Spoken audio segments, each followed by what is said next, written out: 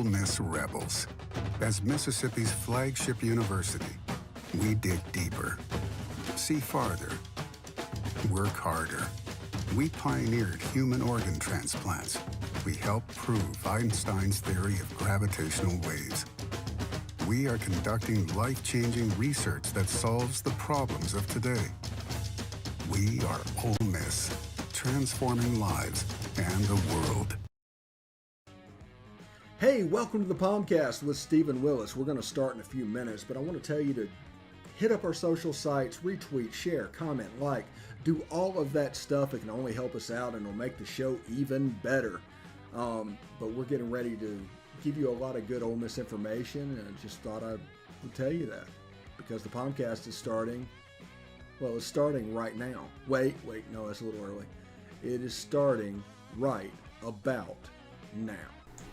Good morning. Welcome to the POMcast. Ole Miss a 61-21 victor over Tulane. We didn't really see that coming. We saw them being good. We saw them being explosive offensively. They're finally starting to put that together and just in time. Hey, thank you, Trent. Hotty toddy.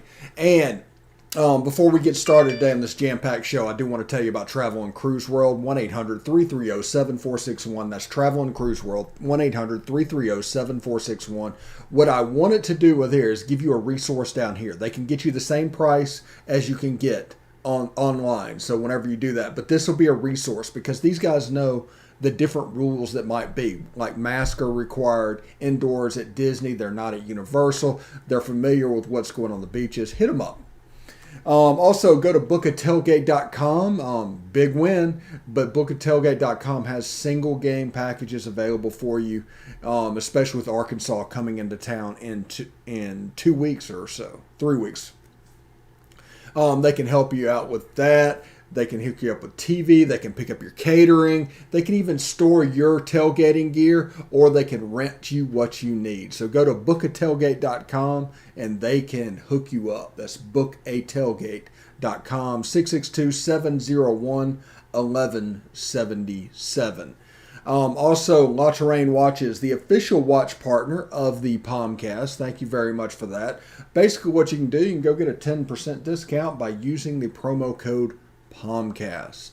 You can hook it up and get all that good stuff. Fine quality watches. Go check them out. That's la-terrain.com, and you can go pick out the watch of your dreams. Okay, if you want to watch the show, you can catch us on Twitter at the Stephen Willis or at Old Positively. Hit us up on Facebook at facebook.com/POMcast. We're on YouTube at Positively Ole Miss. Subscribe. Hit the bell. Not only can you know that we're streaming, you'll know what we're streaming about, and they have the best notification system out there. So if you want to listen to a podcast form or catch it on Twitter or on Twitch or however you want to look at it on Facebook, these guys have the best notification system. So definitely hit the bell and use the notifications. Tons of you guys are. Our numbers on Twitter and Facebook are off the charts. Our podcasts are off the charts. And I think it's because of the notifications from YouTube. So thank you very much for that. And let's see. Oh, we're also on Twitch at Positively Ole Miss, all one word, all lowercase. Thank you for that as well. Audio-wise, you can catch us on Google Podcast, Apple Podcast, Stitcher, SoundCloud, Spotify, iHeartRadio, TuneIn Radio, and Pandora. Also, we're on Amazon Music and Audible. So, have that going for us, which is lovely. So, Ole Miss defeats Tulane 61-21 last Saturday. Over 700 yards of offense. Matt Corral scored 7 touchdowns, tied Showboat Boykin, which, by the way, I believe his cousin is Luke Altmaier, the backup quarterback. So, there's a little synergy there.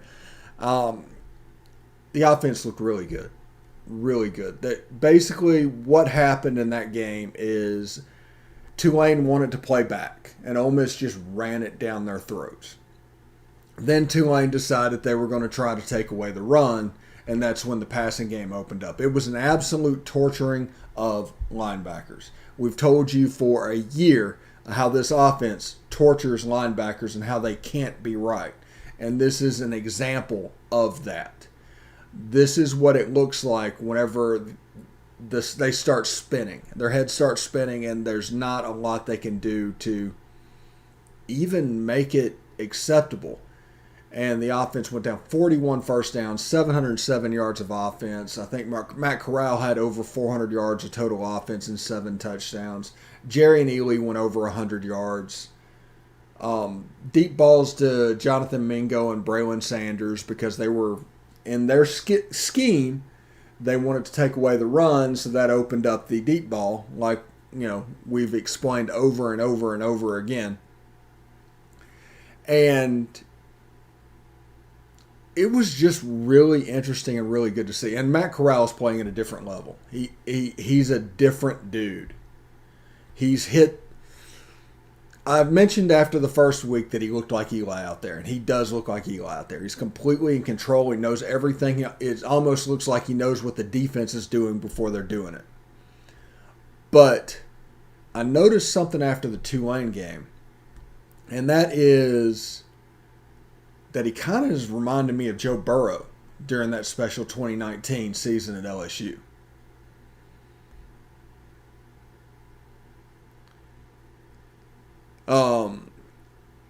And if you just take a look at Joe Burrow and the confidence that he had and the focus that man had, Matt Corral is bringing that to Ole Miss as well.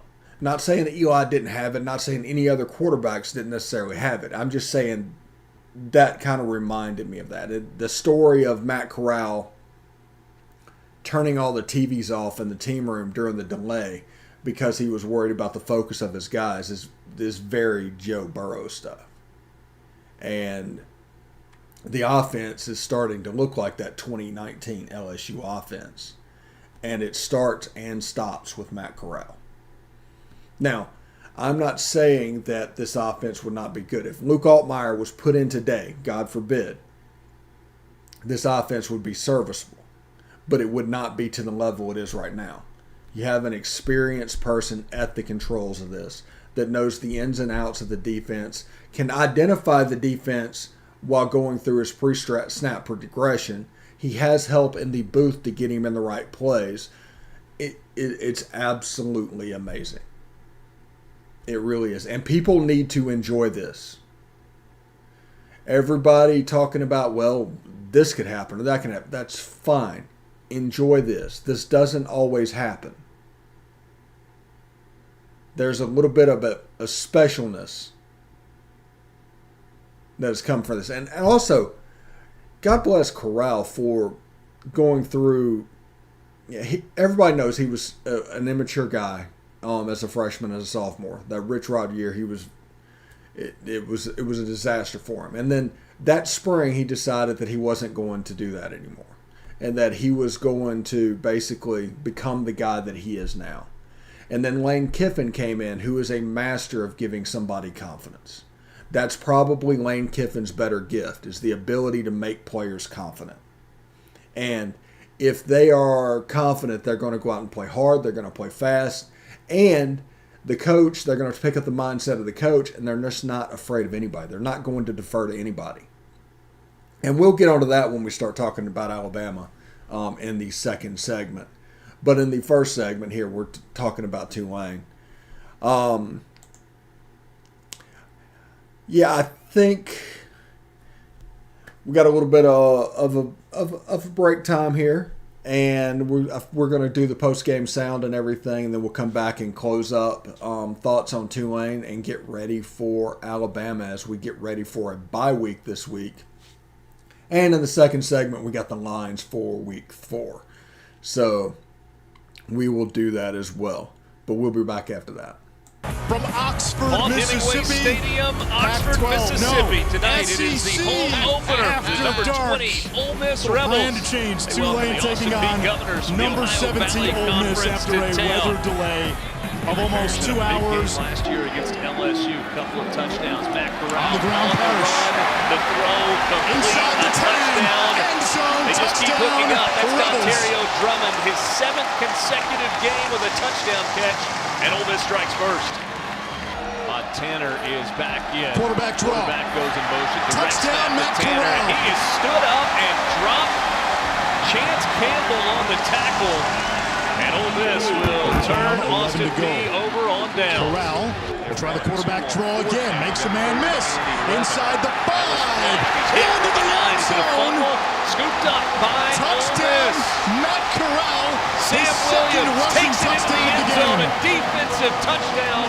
And the Rebels lead it 13-0. This is the area where you've got to watch out for 11. Dontario Drummond, they're lining him up in that tight end spot. And if you lose him, he's gone.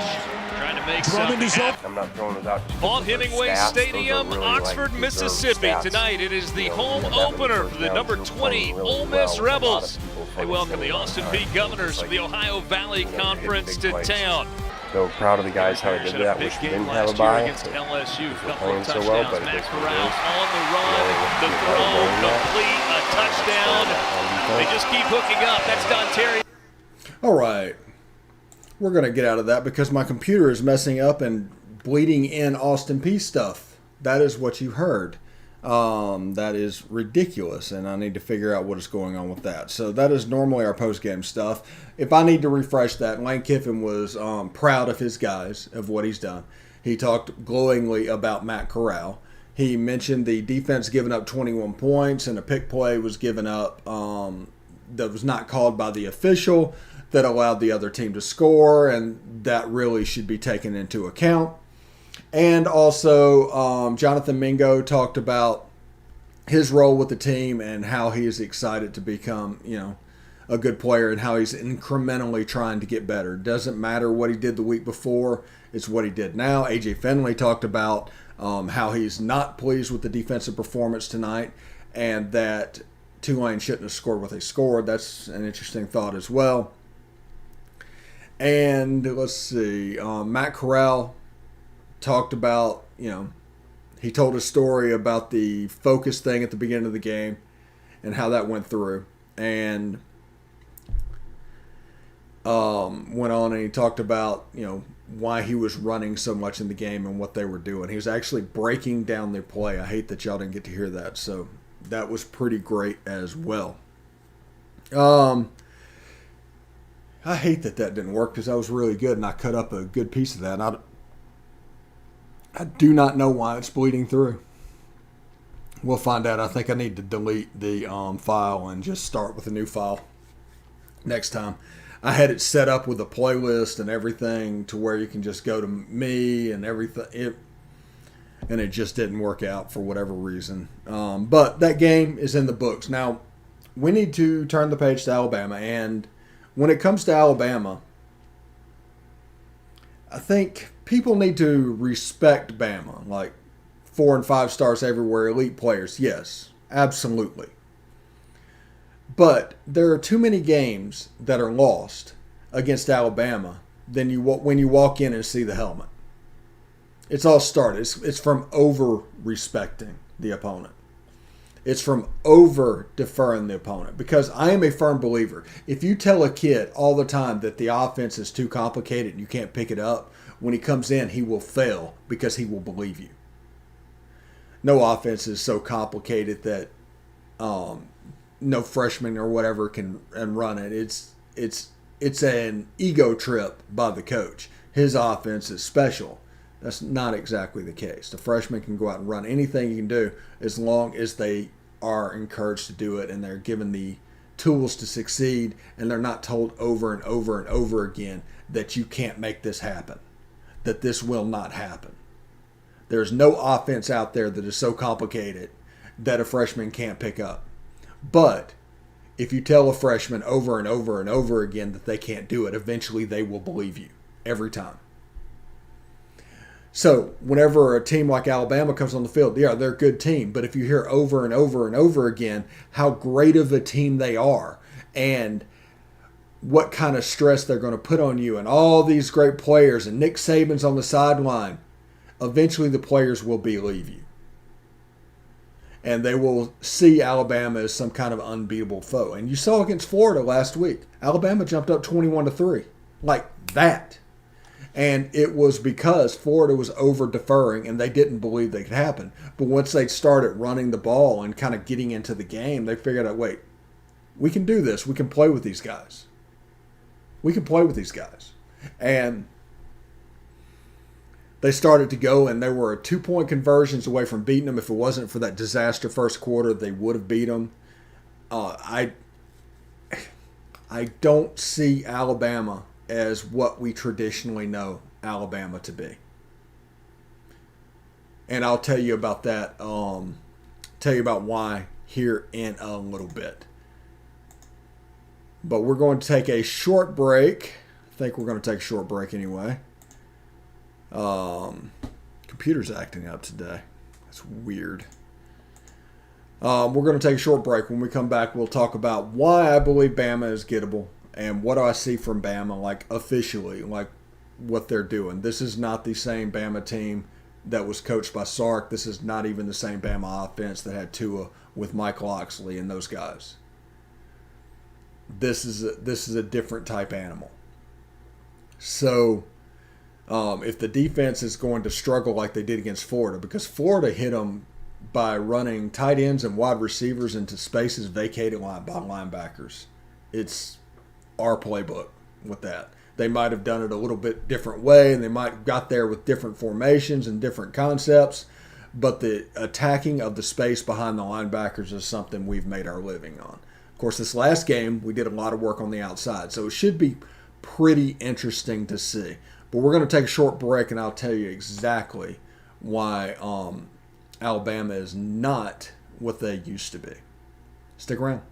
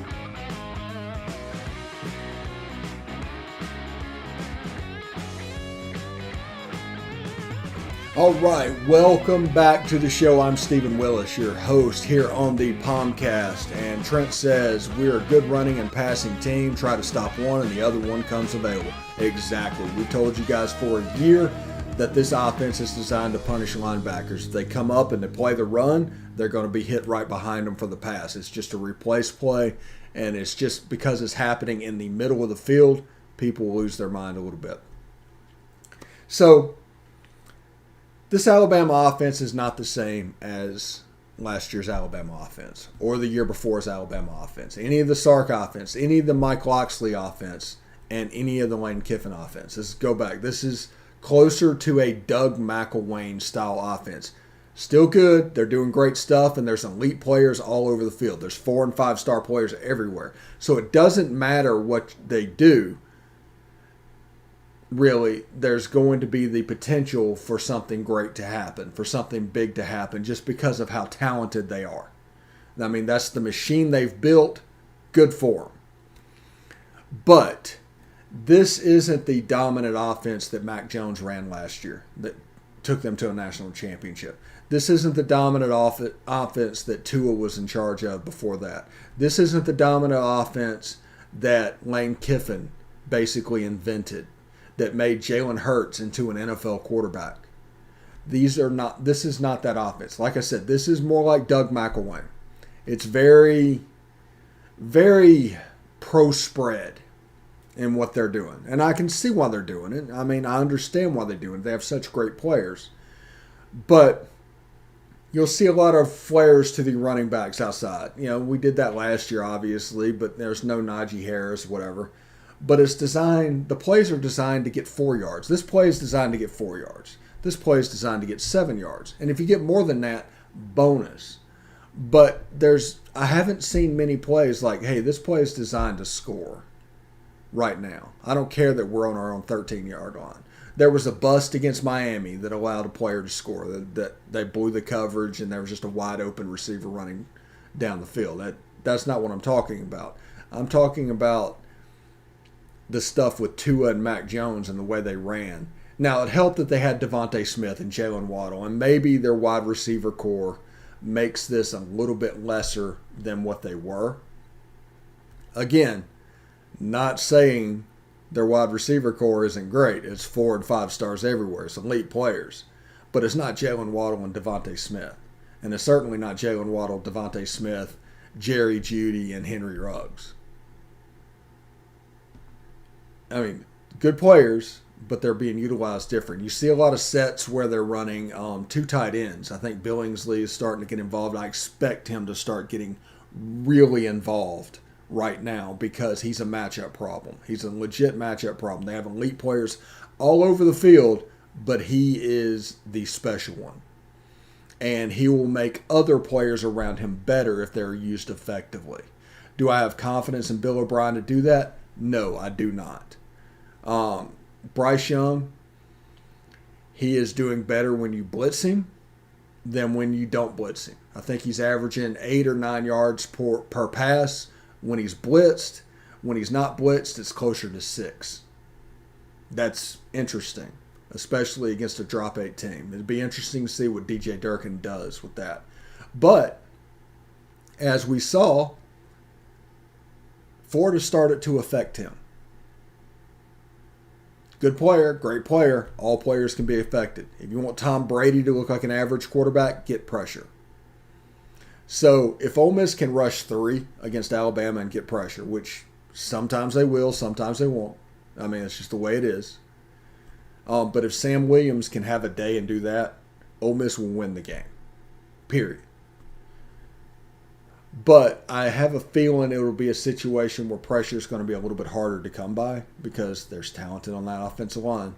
But you need Sam Williams and Cedric Johnson, who is going home to his home state. I think he's a Mobile kid. Him rushing the passer. And the nose guards are actually performing quite well right now. But with Chance Campbell and those guys tackling those bulls at running back, Brian Robinson, I love Brian Robinson as a player. Fantastic player. And their offense is designed for the running backs. If you look at their offense, they might run the spread, but it's designed to give those running backs a little bit of an emphasis because previously it was the receivers. Right now, their stables or backs are pretty good. I think McClellan's pretty good. Trey Sanders is out there, and we're going to do a pregame show for Alabama with Stacey Blackwood and Jake Thomas. And we're going to dive into all of this. It's going to be about an hour long. So we're going to do that next week. But know that plan is there. So I'm really excited about what's going on, about the offense, 700 yards, everything. They looked like they were supposed to do. They went to the polls. Ole Miss did 13 in each poll, the coaches and the AP. And that makes all the sense in the world. I mean, it just does. Especially when you look what happened in Norman, and then you look what happened there. Now, Oklahoma's got major problems as well because Nebraska went to Norman, and if they had special teams at all, would have won the game. Would have absolutely won the game. 2 missed field goals and a missed extra point. That's the margin of victory. But I expect the Ole Miss Alabama game as we build up for the next, 12 days or so. I expect it to build up over time. So I'm expecting game day. I'm expecting a fever pitch. I'm expecting Ole Miss football to not see a game. It may be 2003 LSU like. It might be 2014 Alabama like. One of those two. So just be prepared for that. All right, we're going to take a look at betting lines. And you can see right here, I did not find a line for Arkansas and Texas A&M. Obviously, because I guess Haynes King is hurt. but it's not really set up the way you would think it'd do. But Arkansas looks really good right now. It's a game that they can definitely drop if you're Texas A&M. Calzada looked all right, 34-0 win over New Mexico. But I am looking forward to watching that game. And this weekend, I will be on point for just watching ball. But we start out with Kentucky and South Carolina. Line opened at Kentucky by 6. It's gone down to Kentucky by 5.5. The game is at Columbia. South Carolina, this is weird to say, in a 40-13 loss, they look better than I thought they would. So that is encouraging. All right. Southern Miss is a 46-point underdog. Take the points to Alabama. The game is at Bama. The game is before Ole Miss. I do not think it's going to be that high. Can Southern Miss score 10 points? Because if they can, Alabama can't cover, basically, is what that means. And I think Southern Miss can score 10 points. I think Florida exposed them a little bit in what they're doing. Georgia, 31-point favorite at Vanderbilt. The line opened at 34. The line's going towards Vandy. Vandy is starting to play a little bit better. They really are. You can see that, what's going on. There was a costly pick in the first half. If that's not thrown, it's like a 3-point game at the half against Stanford, and it's a different ball game. At Mississippi State, LSU is a 3-point favorite. It opened at 4 against the Bulldogs. Mississippi State, I don't know how you can take LSU in that game. They want to play man coverage. We saw what happened when Mississippi State played LSU last year, when LSU played man coverage. You saw what UCLA did to LSU's defense, playing man coverage. It's a game that has a potential for State to win by 21 plus. I don't know if that's going to happen. Maybe they got some of that shored up. Maybe they'll play some of that drop 8 right now. I don't know. But if they play what they're normally supposed to do, State will blow them out. Flat out. Florida is favored by 20. Favored by 20 over their opponent. Who's their opponent? Oh, Tennessee. Line opened at 17. Moved 3 points at the start. The game is in Gainesville. Also, Auburn is a 27-point favorite over Georgia State. Line opened at 23. It's much thing, like I said, I could not find a line. Could not find a line on Texas A&M and Arkansas. I'm sure one will pop out by the time we do our picks. Just remember also tonight, Beast of the East, unless something pops up. If that's the case, we'll move it to Thursday again. Tomorrow, Best of the West with Jake Thomas from Tide Talk. We'll want to hear from him and start to really pay attention to that game as it comes up. And SEC After Dark, you heard all the guys in the highlights and everything. I was really excited about that. Heard all those guys in the highlights talking about SEC After Dark, and that made me smile. Bill Flowers Talking Ball will be Thursday at 6. I think I'm recording that Tuesday. And then we'll get into watching ball and just enjoy it. Enjoy this football season. Enjoy what's going on in Ole Miss sports right now. It's a really cool thing. And it's honestly worth you getting happy for. Now, if not saying get your hopes, we're going to win everything. No, just enjoy this. That's all I'm saying. Just enjoy this. I want to thank everybody in the chat. Trent the Sip, thank you very much for your comments today. I'm going to give you a couple of minutes back. And we'll have a good day. We'll have a good time. All right. Until then, I will see you tomorrow, same time, 10 Central, POMcast, and Best of the West tomorrow, Beast of the East tonight. Until then, hotty toddy.